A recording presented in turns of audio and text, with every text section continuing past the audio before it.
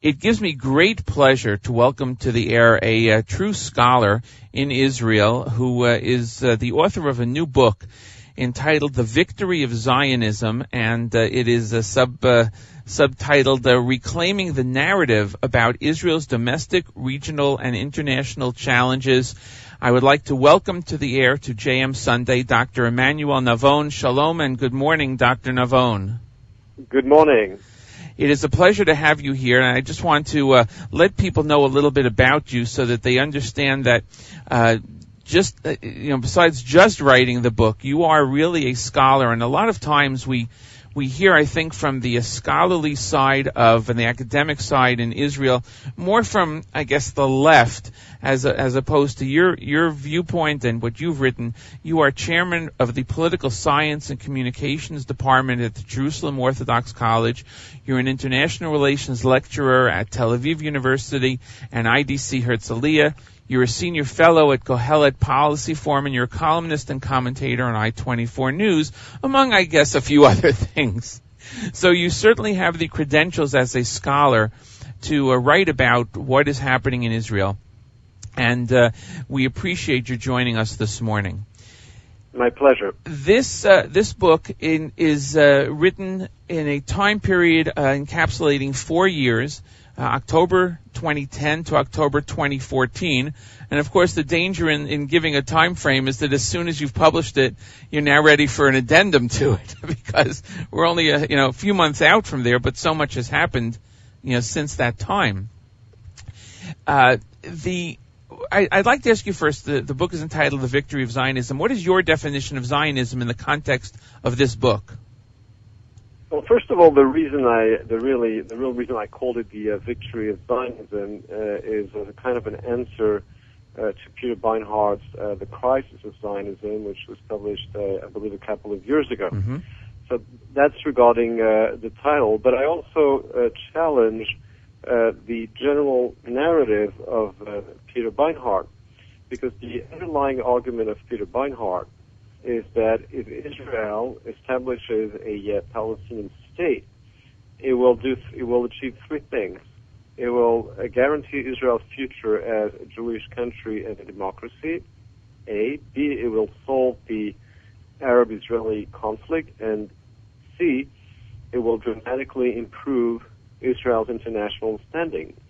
And when I listen to this argument, I say to myself, wow, this really sounds too good to be true. And it is too good to be true. In other words, it is much more complicated than that. And so the subtitle of the book is Reclaiming the Narrative About Israel's Domestic, Regional, and International Challenges, where I say that, creating a Palestinian state is not going to solve any of those issues. And what I do in my book is to challenge this general narrative and also to provide different answers and different directions regarding Israel's domestic, regional, and international challenges. In the 100 chapters that you have in the book, you've divided it into those three categories that you mentioned. And a couple of things that I read when I read through the book, for instance, on these three topics you just said of the future of Israel, that the current dialogue, the current narrative, the current thinking is everything will be solved with simply creating a Palestinian state. You bring out facts such as that when certain demands are made by the Palestinian Authority, by Mahmoud Abbas, for instance, regarding borders or refugees, that these are absolutely unrealistic demands in anybody's mind, and anybody who thinks them are being totally unrealistic. They're just not going to happen, so it's not even a starting point. So to take that position that others have taken, like you just mentioned, seem to not even be in the realm of reality, and you point out, rightly so, how that is. Yeah, this is why the second part of the book is called the two-state problem, because people always talk about the two-state solution, and I call it the two-state problem because this two-state model or paradigm is something that keeps working in theory and failing in practice. And this has been the case, as a matter of fact, since the year 1937, when the idea of partition, of dividing what was at the time the British mandate on Palestine between a Jewish and an Arab state, has been systematically accepted by the Jews and rejected by the Arabs. And in recent years, this was the case also in 2000, in July 2000, when Israel's prime minister at the time, Ehud Barak, basically accepted most of the demands of the Palestinians, all of the territorial demands. But when he asked Arafat to agree to an end of the conflict and to abandon this so-called right of return, Arafat said no and started a war which is known as the Second Intifada.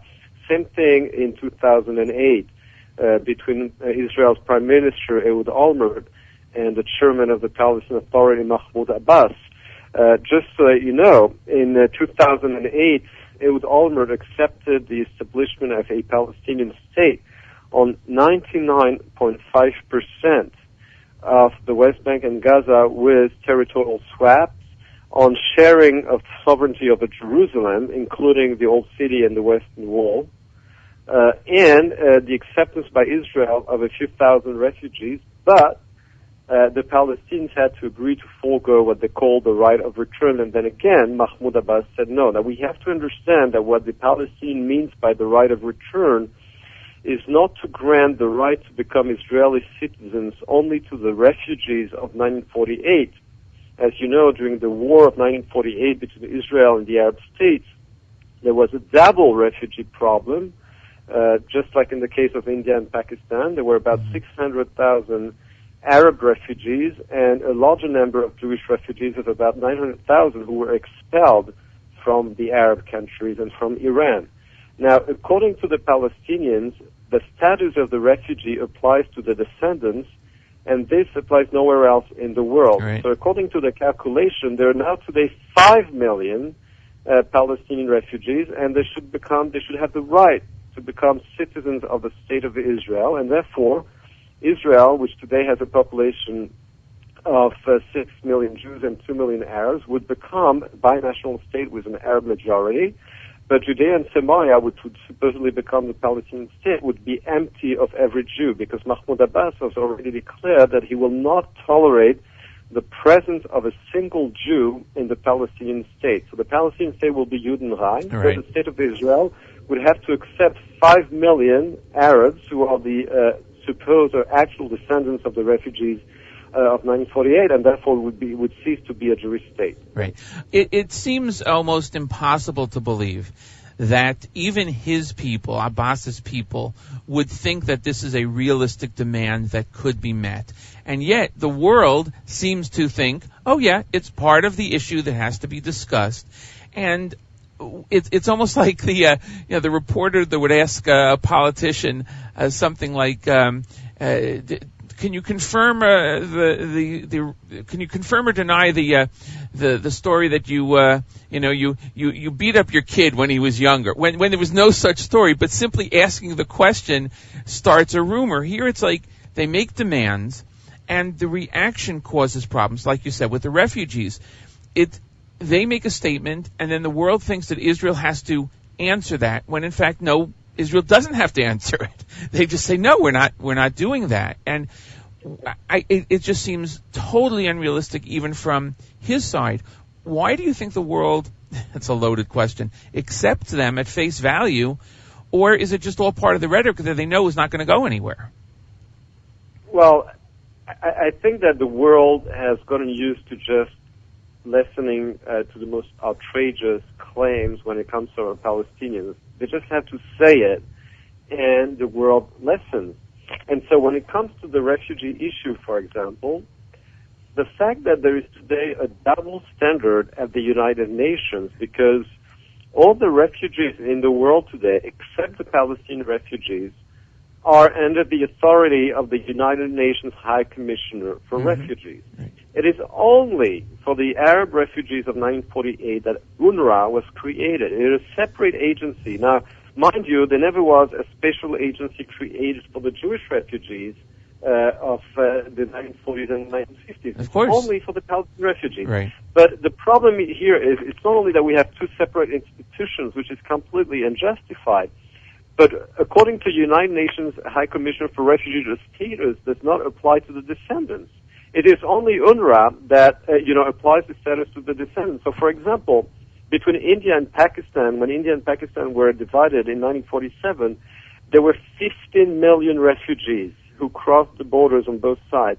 Also, at the end of the Second World War, about 15 million ethnic Germans were expelled from Eastern Europe and made refugees. Now, according to UNRWA, the descendants of all the German refugees of 1945 would be today something like 90 million because of the descendants, right. And they should have a right of return to Poland, to the Czech Republic, to Hungary, and of course the 15 million refugees of India and Pakistan in 1947, which today would also be something like 100 million, should be entitled to recross the border in the opposite direction. Now, if anybody would even suggest such a ridiculous and absurd idea, imagine what would be the reaction of Poland or of India if anybody would dare to say something so ridiculous. Right. But only in the case of Israel are the Palestinians entitled to say the most atrocious things, and the world listens. And not only does the world listen, but it has the effect that it makes policy and keeps policy going. For instance, in the UN, as you just mentioned.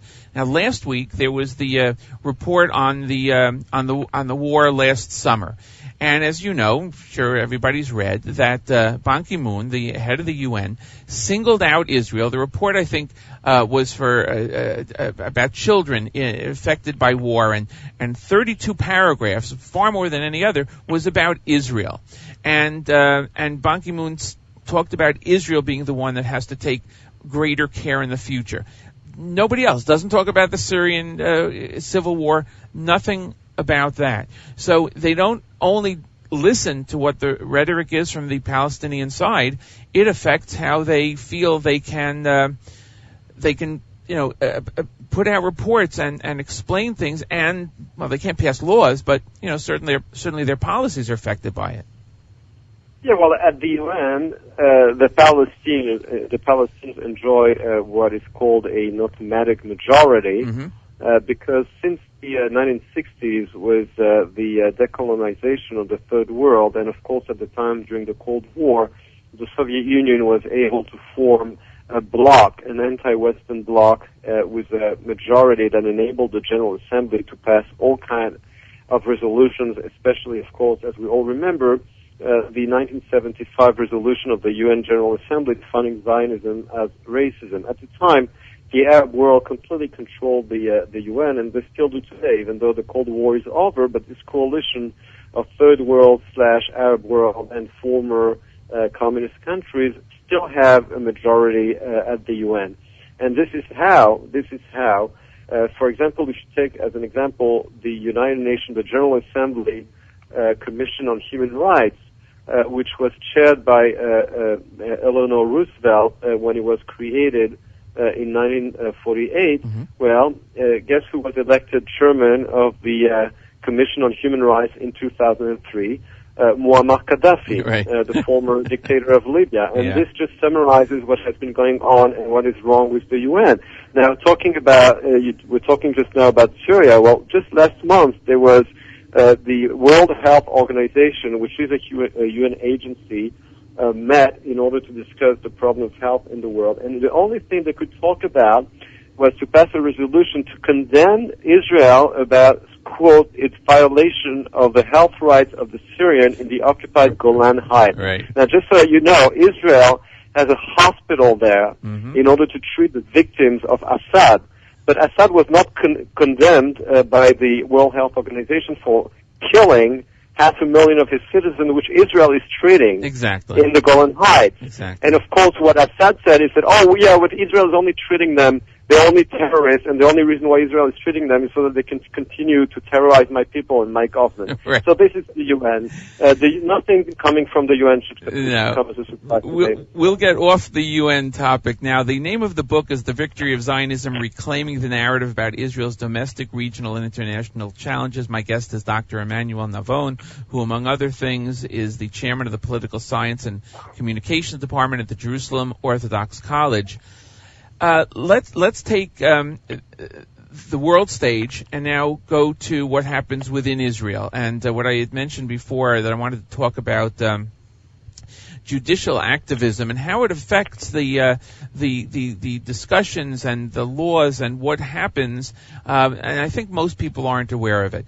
If I understand it correctly, of course, Israel, we consider a democracy, but it has no constitution as such. Comparing it to the United States, where the Constitution delineates the powers of the different branches of government, Israel doesn't have something like that. But Israel has what are called basic laws, which deal with certain things. It's deals with the role of the state in certain ways, relations between the state's authorities, so to speak, civil rights, for instance. But they were never mentioned. These basic laws were never intended, rather, to be constitutional laws. Now, I'd like you to expound on this, but if I'm correct, what has happened over the many years is that the Supreme Court, in the way it's run, and by the people that have run it, have taken some of those basic laws to be considered constitutional laws against which it can then determine its own power in the Supreme Court and how it can judiciate against other laws.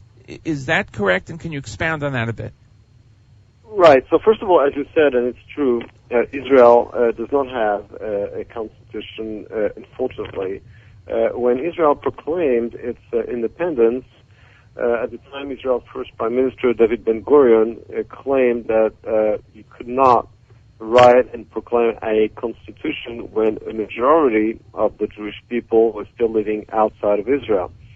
So it was pushed off, and like anything else in Israel, when you push it off, it lasts forever.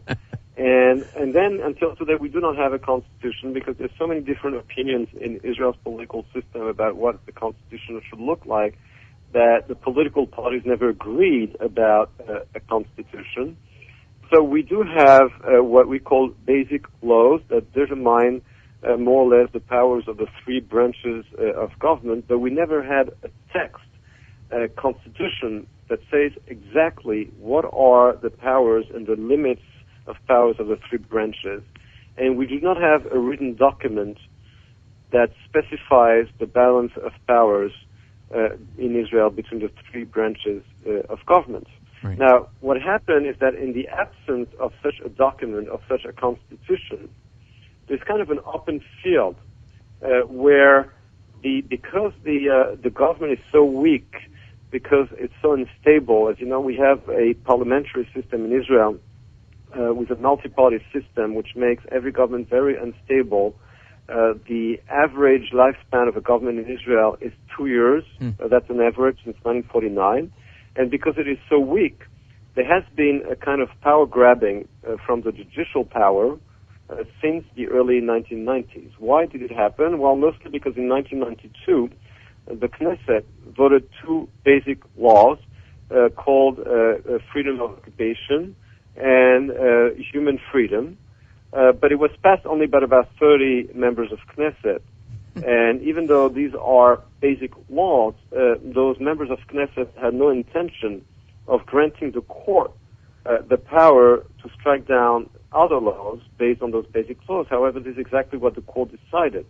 Since 1993, the new Chief Justice of the Supreme Court, the new President of the Supreme Court, Aaron Barak, who was known for his judicial activism, decided to use those two basic laws in order to completely change and reshape the separation of powers in Israel. And basically what he decided unilaterally, without any decision from the Knesset. This is not something that is the result of legislation. He just decided unilaterally that the Supreme Court of Israel should have the right to cancel regular laws if it decides that it goes against the basic laws. Now, what Barak did also was to cancel what we call standing. In other words, he opened the gates of the Supreme Court to anybody. You do not have to justify your decision to go to the Supreme Court to try and cancel a law. If it doesn't concern you, you don't have to prove it. There's no standing. Anybody can now go to the Supreme Court and ask the court to cancel laws that are considered against those basic laws, even though we don't have a constitution. But then again, Barak also said, everything is justiciable, even political issues. It used to be that the Supreme Court would reject any appeal about political issues, but now you can go to the Supreme Court about anything, even political issues, and not only in order to cancel laws that you considered anti-constitutional, but also government decisions. Barak also said if they are what he called unreasonable, right, not illegal or unconstitutional, but unreasonable. Now, what's unreasonable?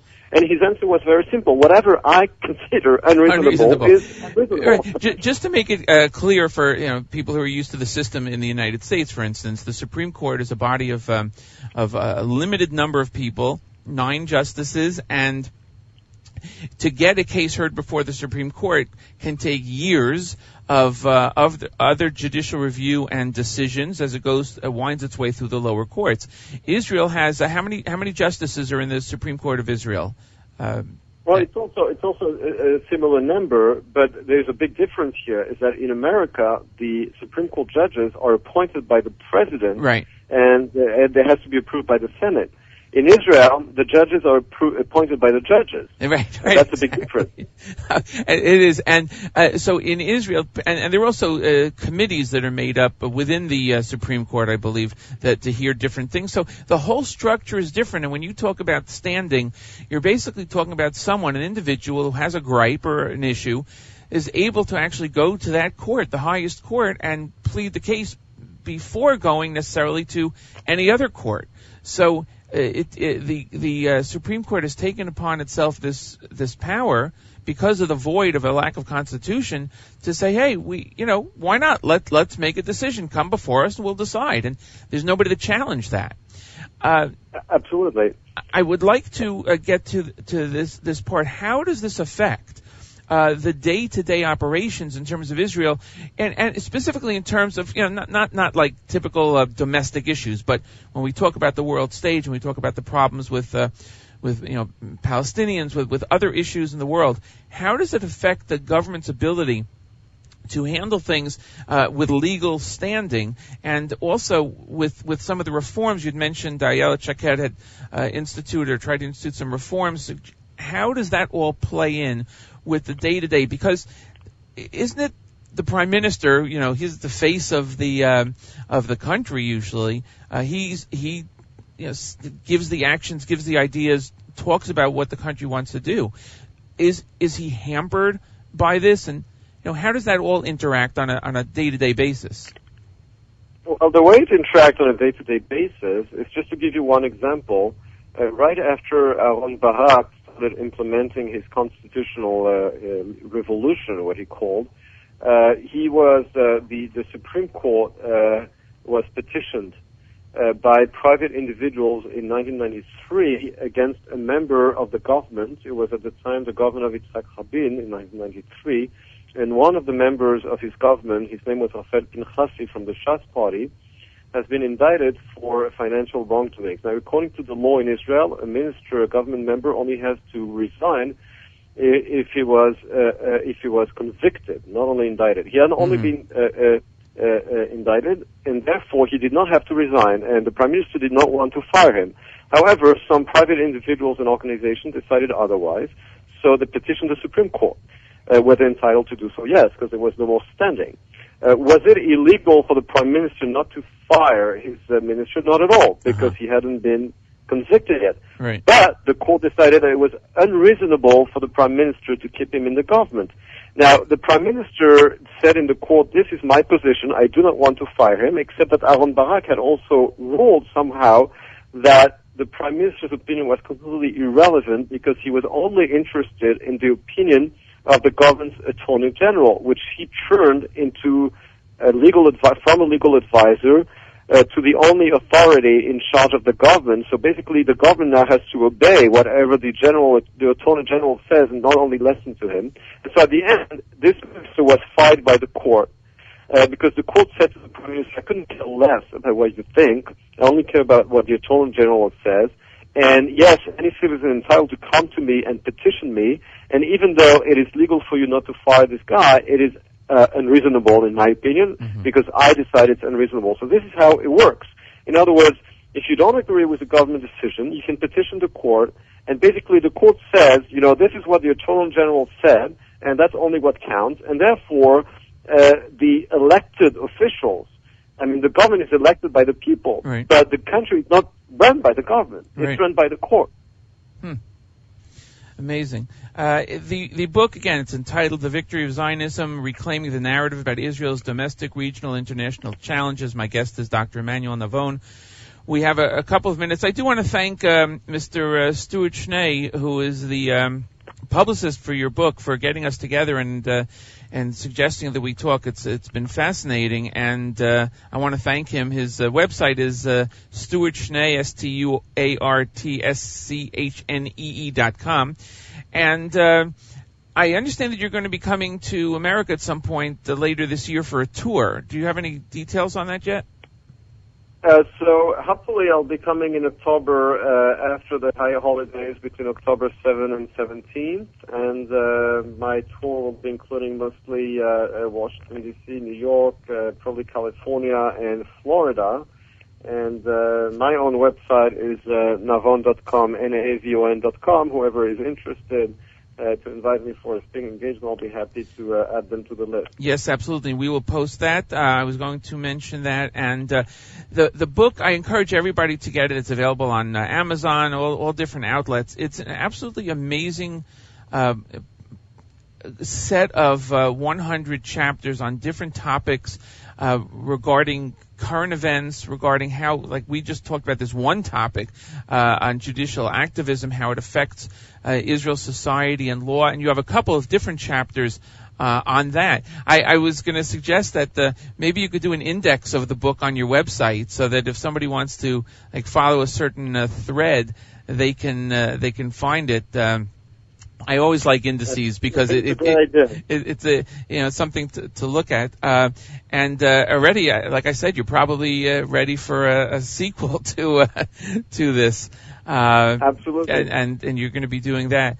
So it's excellent. I encourage everybody to get this book. Because it's broken down to the chapters and sections, it is an easy read, but it is very in depth. And you, as a scholar, as I mentioned in the beginning, we hear things from the scholarly side all too often from the left, and not with the opinions and the scholarly erudition that you have put together here. It's really an excellent book. Thank you. And we hope to have you on again. Perhaps when you are here in the States, we can get you on again. I'll throw out something to you. Any comment on the new Oren book? Have you had a chance to read it at all? Well, I haven't had a chance because it's coming out, I think, in 2 days. So right. I've read already the different op-eds and articles that Michael Oren has published. But the Mark Twain used to say that it's much easier for wrong rumors and wrong opinions to go around the world. But whenever you say the truth, for example, people get very upset. Right. I think that people are getting upset. It has to be that Michael Oren got something right. Sometimes just saying the truth gets people, because people are so used to hearing nonsense that when you actually set facts straight and say the truth, a lot of people get upset. So I think that the reaction themselves are here to point out that Michael Oren obviously must be saying something true. Right. It's it'll be something to read. And final question, with all that you've written and all that you see, again, it's a loaded question. I ask it to people like you that are on. What do you see as the future, the near future, or the further future in Israel in the situation? Do you see two states happening? Do you see anything happening in the next 10 years, or will it just go back and forth? Well, first of all, I see what's happening in the past few years. I see a Middle East that is imploding, with states imploding one after the other: Iraq, Syria, Lebanon, Libya, and Iran taking over all those imploded countries soon with a nuclear weapon, thanks to the Obama administration. And we are basically a success story. Israel is a success story surrounded by failed states. And it is really hard to understand the whole logic of creating, in this context, a 23rd failed and hostile Arab state bordering Tel Aviv. It just sounds completely counterproductive to me. Absolutely. I want to end on this. I like your positive statement of Israel as being a success story among the failed states, because Israel certainly is a success story that unfortunately the world stage does not want to admit publicly, although so many times it does admit to it privately. If they did it publicly, maybe it would quash some of the comments and the people of our enemies. Right. Again, I want to thank you, Dr. Navon, for joining me this morning. Good luck with the book, and we'll have you on again, God willing. Take care. Bye-bye. It will be my pleasure. Thank you very much. Bye-bye.